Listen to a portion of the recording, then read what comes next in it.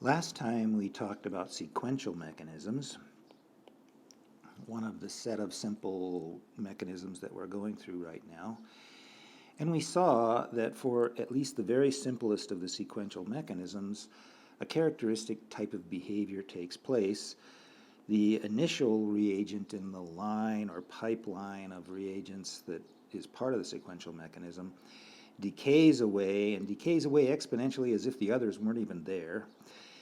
The intermediate in this case at first builds up and then decays away because every step in the reaction, in this mechanism is irreversible, and so nothing can stay around except for the final product, P.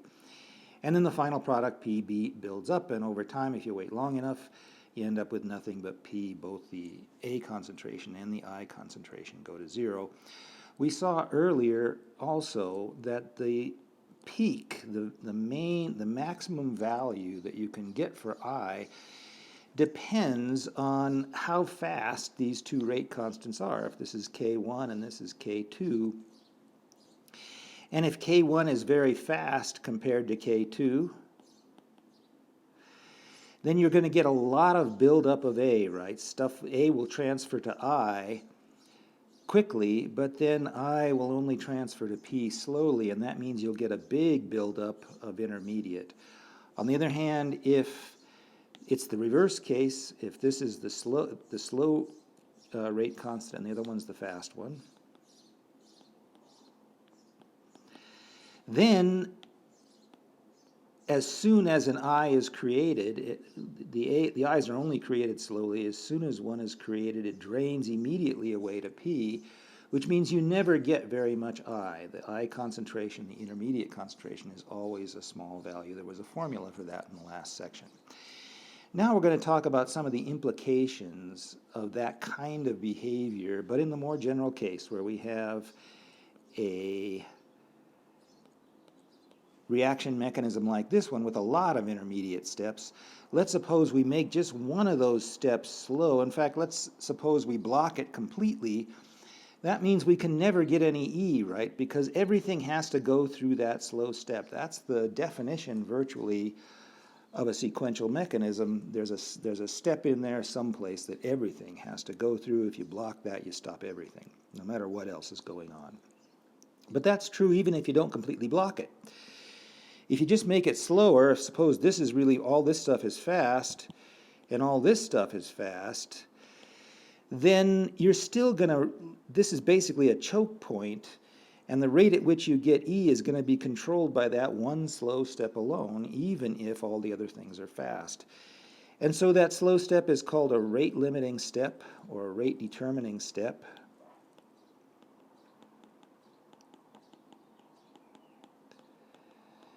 And rate limiting steps greatly simplify your ability to understand what's going on in most mechanisms.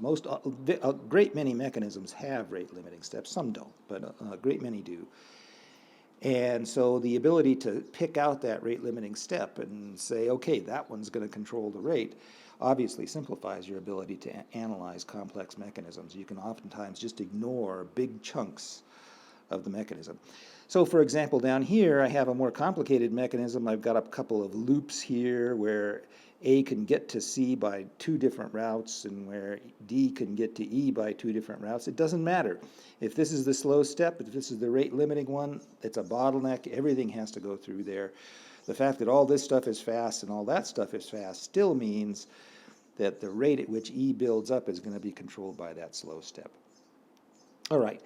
Let's look at that a little bit more carefully in the context of the simple three-step or the two-step, three-product, three-species mechanism that we looked at before. In that case, if, for example, this is the fast step and this is the slow step, then we're going to get a big buildup on I, like I said before, and you can see that in the formulas that we wrote down last time. But now look what happens to P. That means that if you ignore this first early stuff, this what are called the initial transients in the reaction, all that is the process of A transferring itself to I, and just look at the buildup of P after that's happened. it looks as if there were no intermediate in there at all. It looks as if the rate was completely just A goes to P with a rate constant that's equal to that slow rate constant. And you can see that even in the formulas. If we look at the rate at which, I think this is wrong actually. Sorry about that. Let me ignore that. I'll come back to that point later because I think I wrote something wrong there. It's a good thing I noticed that before I published these notes. If you look at the formulas we have from before, for P, for example, and you set K1 equal to 100, and you set K2 equal to 1, then down here in the denominator, you're going to get K2 minus K1, which is minus 100, or minus 99. Then this stuff right here basically cancels. This stuff is essentially 0, right? Because this is going away very quickly. That's all this initial stuff that we said is initial transients. By the time you've waited long enough for those transients to go away, you've waited long enough for this term to go away. That means that this whole term as a unit is going to be just this denominator over this, and you can see that's practically 1. It's 99, it's 100 divided by 99, it's almost 1, which means that P is going to become equal to A0 times 1 minus e to the minus K2, and in this case, K2 is the slow step. So the formulas we derived earlier have this rate-limiting step behavior built into them automatically, and it's worth pointing that out. We haven't looked at, we haven't analyzed, we haven't solved for a complicated case like this, where you've got lots of intermediates. We're going to look at a somewhat more complicated case like that down below. But it turns out that all the stuff I just said about that 3-step case or 2-step case also applies for a multi-step case. If you've got one slow step, all the other stuff is much faster, and that often happens because rate constants have a big range of possibilities. If you're just picking rate constants at random, the odds that you're going to get one that's a lot slower than all the others are pretty good, if you've got many to pick anyway. Then you're going to get behavior that looks like this. Let me blow that up a little bit so we can see it a little better. First of all, since A and I1 come before the slow step, they're both going to drain away quickly. They're going to give rise to that initial transient. Everything is going to build up on I2, and that's what I've shown here in the graph. Here's A, it's decaying away quickly. Here's I1, it's building up and then decaying away quickly. By the time you're out at this region, past the initial transients, already those two have basically disappeared. After that, the I2 decays away slowly because it's got a slow rate constant in front of it. And that means that these later intermediates, I3 and I4, never build up, right? They're after the slow step. Every time an I3 gets created, it immediately transfers to I4. Every time an I4 gets created, it immediately transfers to P.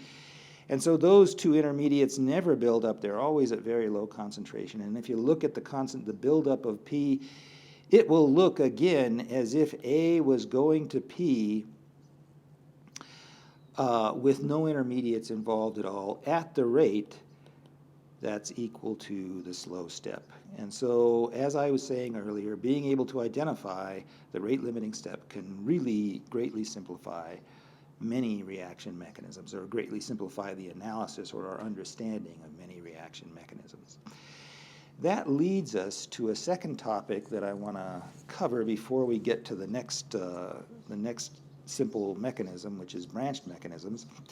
And that's something called the steady state approximation. We're going to, at the end of this little section, we're going to look at problem 19.7, which was one of the homework assigned problems, and go through that. So we'll go through the homework problem itself, because it's a great big, massive, and instructive application of this steady state approximation. The steady state approximation is very powerful, and therefore it's widely used, again, to help analyze many, many different complex reaction mechanisms. So to do that, let's take a concrete example. The steady state approximation applies to a lot of things. For example, you could apply it easily to the water forming reaction and that 4-step mechanism that we've looked at already a couple of times. But let's choose a simpler case. That case is quite complicated. A multi-step sequential mechanism where there's two intermediates with a K1, a K2, and a K3. We could suppose that one of these guys was slow, one of these rate constants is slow, but we don't need to for the present case, or at least all we have to really assume is that these intermediates don't build up very high, and when they build up a little bit, they tend to stay steady for a long period of time over the course of most of the reaction. In other words, we're imagining a situation like this, where for this particular case, A goes down kind of slowly, I1 builds up but never gets real high, I2 builds up but never gets very high, and then P builds up eventually on the long time scale. But look, over the course of much of the chemical reaction, right here, by out here, you finished the chemical reaction. But over the course of much of the chemical reaction, the derivative of these concentrations, di2 dt, or di1 dt, or di2 dt, both of those are approximately equal to 0, right? Both because their concentrations aren't very high and because their concentrations aren't varying very rapidly with time, and both of those things give rise to relatively small rates of change for the intermediates. Well, if that's true, then as a general rule, and in many cases, we're going to be able to set the rate equations for all of the intermediates to 0, and that will allow us to eliminate the intermediates as variables in our final rate law expressions. Let's see why that's valuable. Here we're doing the actual example, but I was looking for, well, here's the example I was looking for, yeah. If we were to write down the rate law, the way in which the product concentration depends on the concentrations of the other species, what we would get would be that dp dt is equal to K3 times the concentration of this intermediate, I2. But if the intermediates, as I was just saying, never have very much concentration and are only varying slowly, it may be very hard to even measure this intermediate concentration. It's not a species that appears in the overall reaction after all. It's kind of a side species. It's an intermediate. And so having a rate expression that depends on an intermediate is very undesirable. What you want is rate laws that depend only on the majority species, things like, in this case, A or P itself. So we want to eliminate that intermediate, even if it weren't to our advantage to do it for other reasons. And so let's see how that works. Let's see how the steady state approximation works. Setting the rates of change, or the rate equations, equal to 0 is the steady state approximation.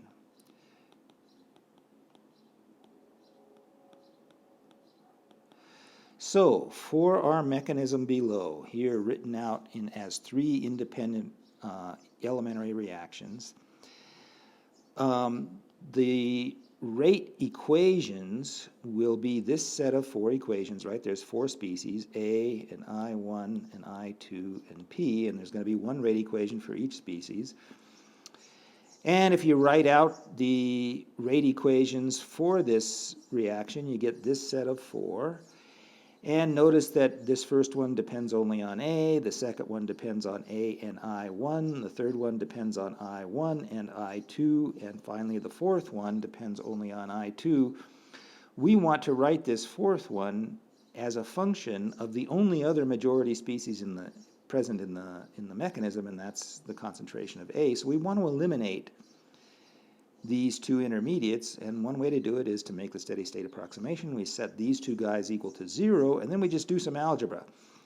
So if this first guy here is equal to 0, that means we can solve for I1 as a function of A, right? Setting this equal to 0, and then just solving for I1 gives us that I1 is equal to K1 over K2 times A. Doing the same thing with the second equation here gives us that I2 is equal to K2 divided by K3 times I1, but we already have that I1 is K1 divided by K2 times A, so that means that I2 is equal to K1 over K3 times A, and now we can substitute that result into our final expression here, our final rate expression for P, and that gives us then that P is equal to K3 times K1 over K3 times A, which is just K1 times A. So we have accomplished what we set out to do. We've eliminated the intermediates from our final rate expression. This is our final rate law, rate law for our overall reaction, which is A goes to P. Makes it look as if this is an overall first order reaction, and I guess in some sense it is. All the steps are first order. If we go up here, it's not a single one-step reaction, but it is a set of first order reactions, so the fact that we get a first order result here isn't so surprising. But it does allow us to relate the rate at which P is appearing to the rate at which, to the present concentration of A, which is a nice and very useful result. Let me also point out that in this particular case, the results that we would get if we look at what this new rate expression means, if we integrated it to get an integrated rate equation, we would get this expression, which is the same expression that we got, let me blow that up a little bit, from the rate limiting step law.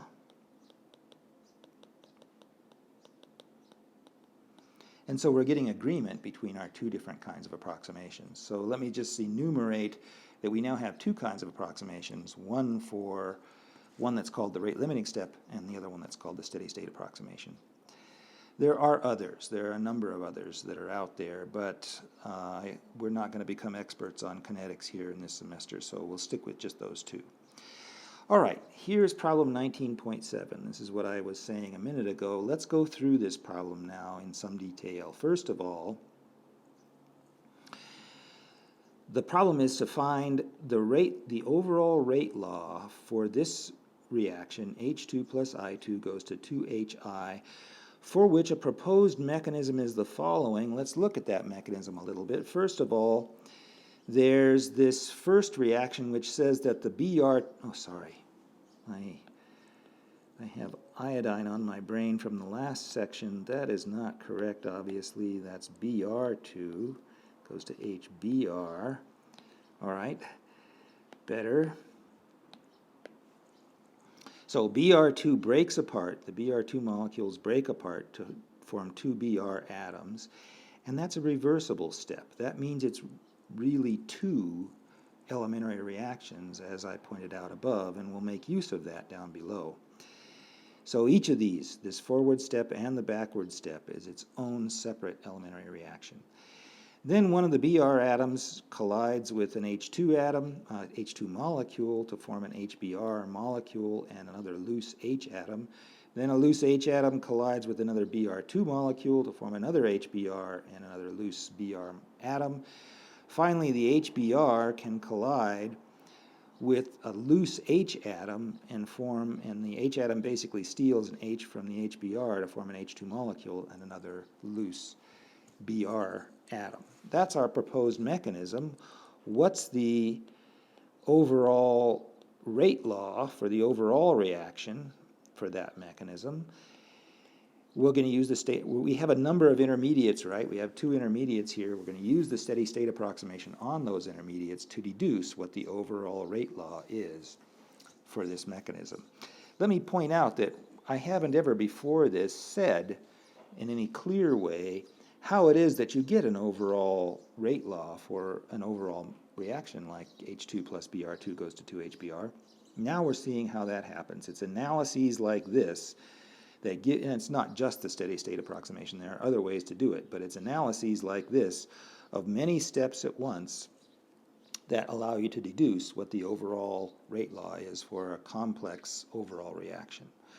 All right, so the first thing we're going to do is write down what we want. We want the rate of change, we want the rate law for the production of HBr.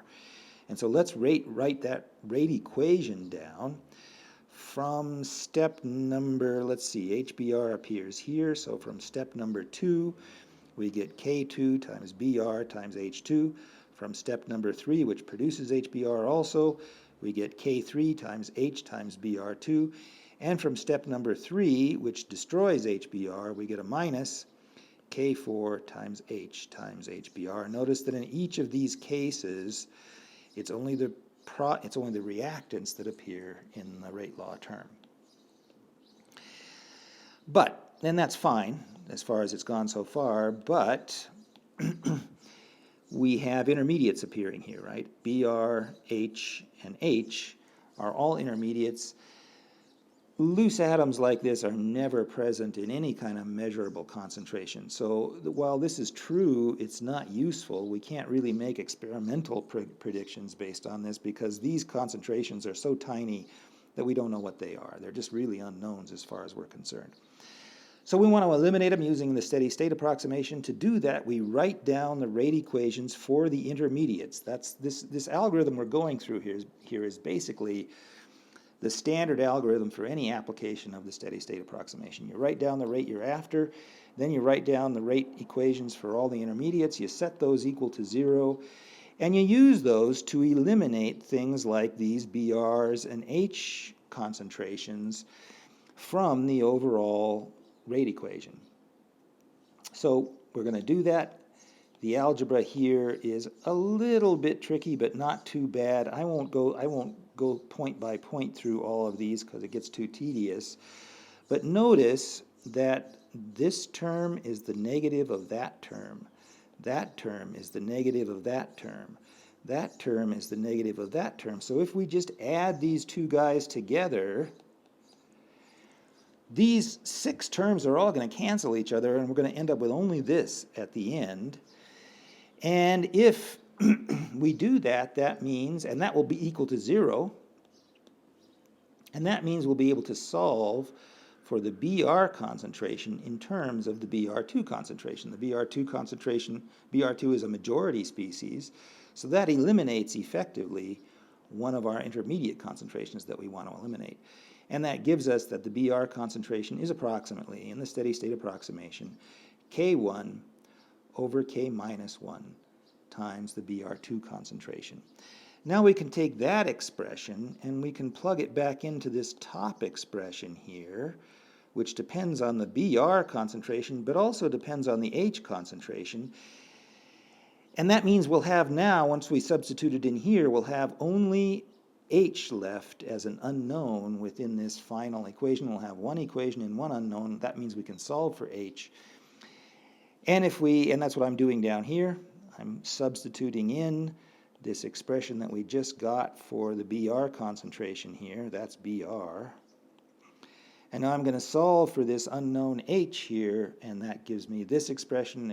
Things are getting increasingly algebraically complicated, but all right, we can solve for it. It works. And now I have expressions that express H in terms only of majority species, right? H2 and Br2 and HBr, Br2, all majority species. Now I can go back up here and substitute and eliminate all of these intermediates, right? I can substitute my expression for H in here, and also in my expression for Br in there. And that means I'll have HBr only in terms of majority species, and that's what I'm after. So if I do that and I do a bunch of algebra, then I get the final result, which you can see is kind of interesting because it's fairly complicated. If we were to assign powers to all these majority species concentrations, we'd have a half power there, right? We'd have a -1 power in effect down here, and it's not really even a power law. So it's a fairly complex rate law expression. And now you see how these complex rate law expressions come about. It's the result of analyzing and doing a bunch of stuff with this overall 4-step mechanism that we started with. The reason you get these complicated overall rate law expressions is because you started with a pretty complicated mechanism up here to start with. All right, hopefully that's helpful for the homeworks.